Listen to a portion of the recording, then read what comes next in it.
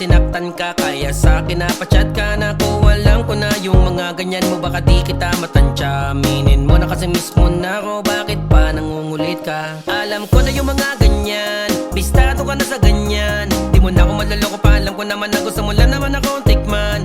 Kaya di na sa'kin uubra, mga pambobola mo nagasgas na. Kung ako sa'yo titigil ko na ang pangungulit ko, dahil kung ikaw lang din pas na. Sabihin mo na